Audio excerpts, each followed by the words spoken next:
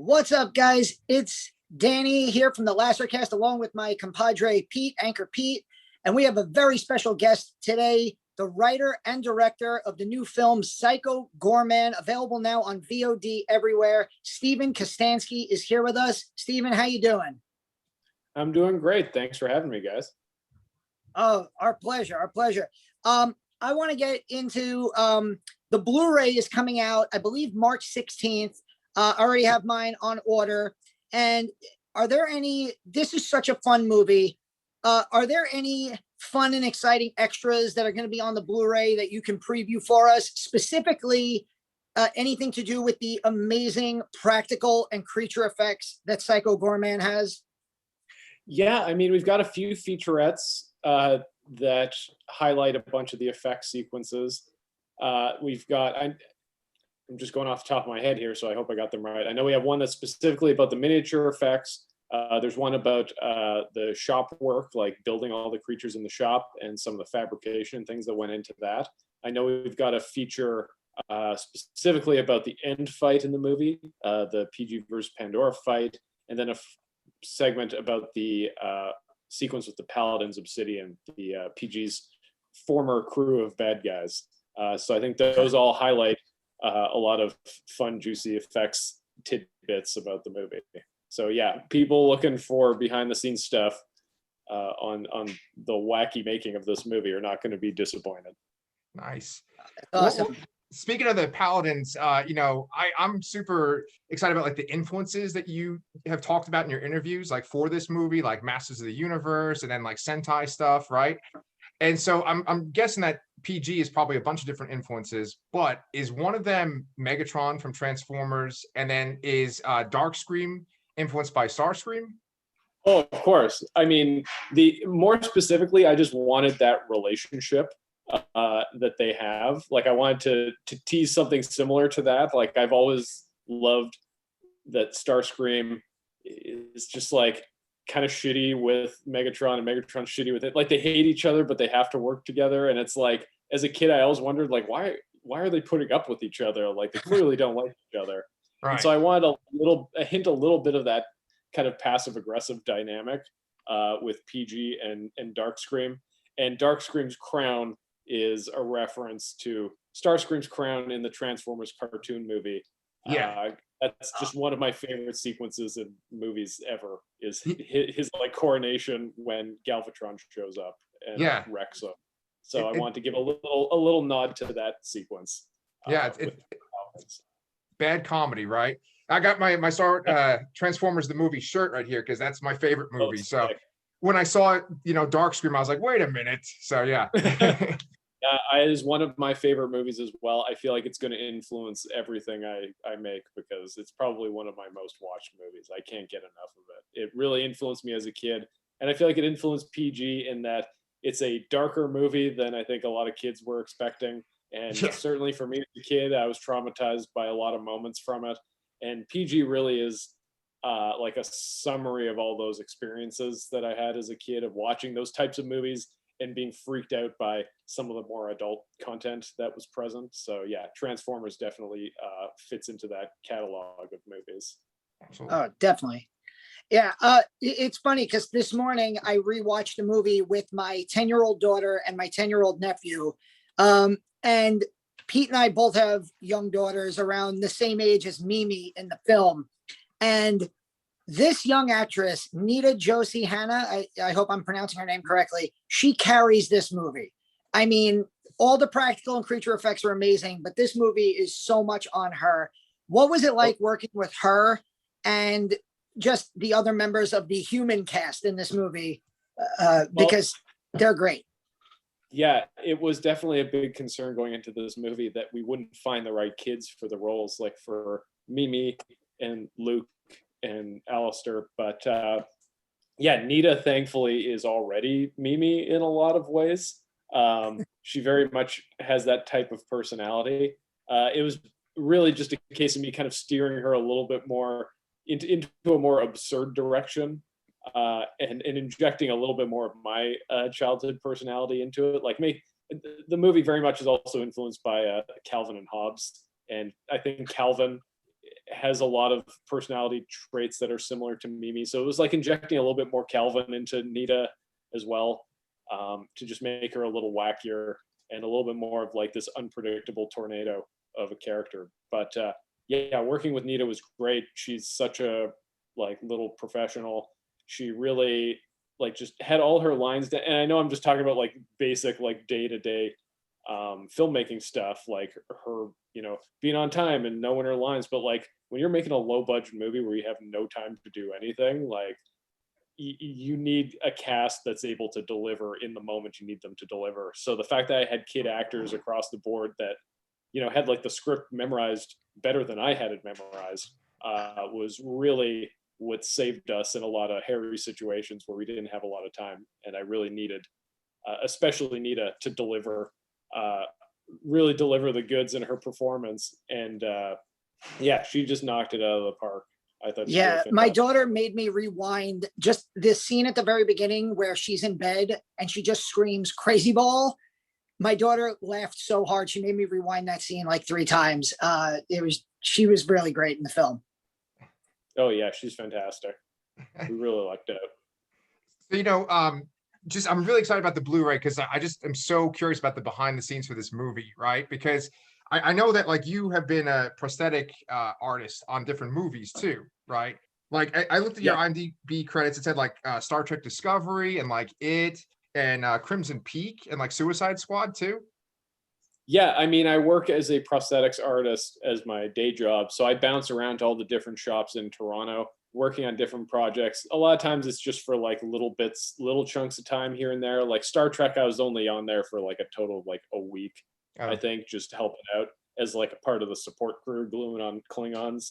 But yeah, it's the best part about this job is that it's like every day I don't know what I'm getting into.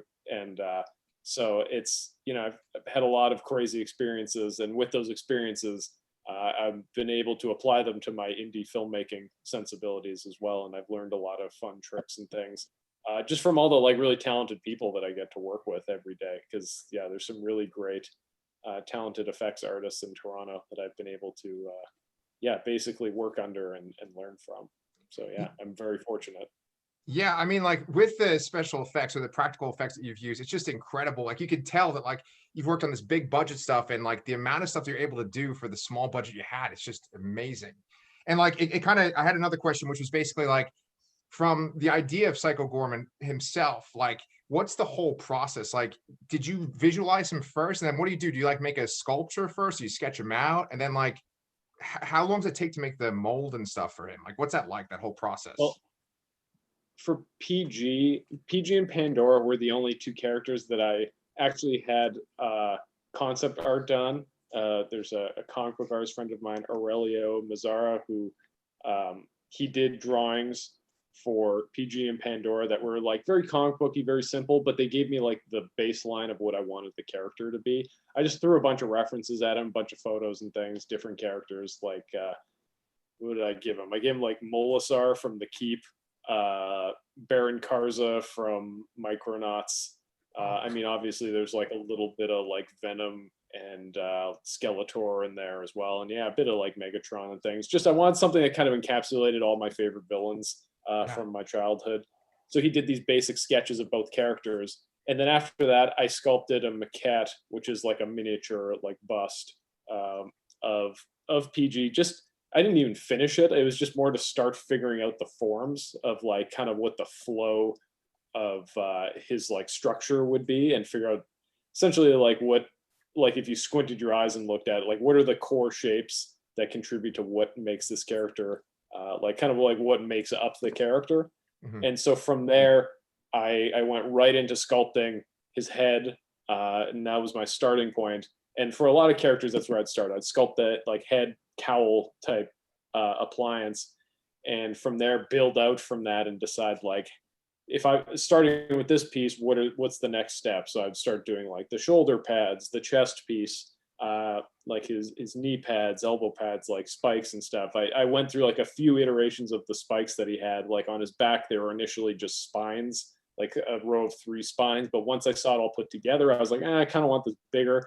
So I ended up making like really big spines to put on his back.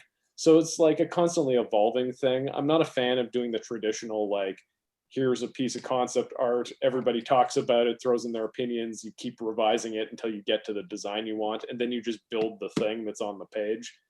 I like figuring stuff out as you go, because I find you don't, for me at least, I don't really know if it's going to even work until I've kind of got it put together. And then you go like, oh, like that, you know, this piece doesn't quite line up with this piece, so I should redo this. So yeah, instead of what in my opinion is like wasting a lot of time settling on a look when you don't even know how you're going to do it, I like dive right into the doing it part and then kind of figure things out, and the look evolves as I'm doing that. So it's not the traditional way to build creatures for movies, but when you're writing, directing, designing creature effects, like doing all of it, like since I'm kind of the one-stop shop for everything, I'm able to have that kind of workflow because, you know, it all comes back to me anyway. So I know I can know by looking at a thing if I'm happy with it or not. I don't, you know, we don't have to have like a meeting about it. I can make decisions on the fly, whereas I think on bigger movies you can't really do that because there's a lot more cooks in the kitchen that need to sign off on things. So yeah, Right. it was a very like kind of a slapdash process, but a fun one for a low budget movie especially. Okay. Steven, I don't know how much time we have left. I just want to ask you, we're a horror channel first and foremost, and we're actually doing March is Lovecraft month for us. And I've seen The Void, and even in some of your other your creatures in Psycho Goreman, there definitely seems to be at least a little bit of Lovecraftian influence. You've spoken about, you know, Transformers and Skeletor and all those things. What are some of your horror influences when you're making your current films? Well, I mean, I mentioned The Keep before. That one's always going to be in the back of my brain because even though I don't think the movie works completely, I do really love the tone and the vibe of it. Like, I think buried in there somewhere is like a really interesting idea and some really atmospheric stuff. So yeah, I love The Keep. I also love the movie The Resurrected. I don't know if you guys are fans of that movie, the Dan O'Bannon Lovecraft film. Oh, okay. It's really good. It's kind of a forgotten, lost gem. I recommend seeking it out if you haven't seen it, but that one's got great creature design, great atmosphere. In my opinion, it's probably the best Lovecraft adaptation in terms of like cinematic adaptations. As far as like other horror influences, I mean, of course, I love like everything Carpenter does. I love Halloween. I think that's my favorite slasher.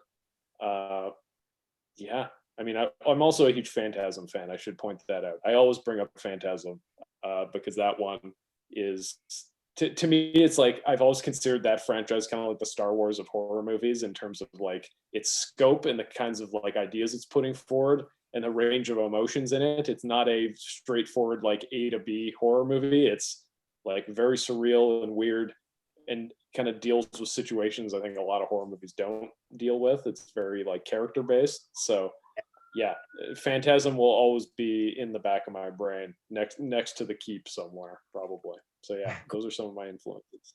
Do you Nice. have any projects that you want to plug coming up aside from Psycho Goreman? Nah, not really at the moment. I mean, I did work on that Day of the Dead show, but that's not coming out till October, I don't think. So that's a ways away. Yeah, I mean, right now I'm just working over at Masters Effects on The Boys season 3 and Umbrella Academy season 3. Doing effects for those. So yeah, Awesome. keeping busy. Cool. Well, we know that you have to go do some more interviews today. So we thank you so much for your time. I just wanted to show you real quick. I made a little Psycho Goreman figure out of a dollar store. Like it was a dollar store guy, and I just made a PG. And I might make that blood tank guy using this guy. We'll see. But I just wanted to show you real quick. Cool. Yeah, it's Yeah. like this cool little dollar set they have. But yeah, Steven, thank you so much for your time. And we're looking forward to the Blu-ray and what you make going forward. Yeah, thank you so Thank you much very for coming much. on with us. Yeah, great chatting to you guys. Let's do this again sometime.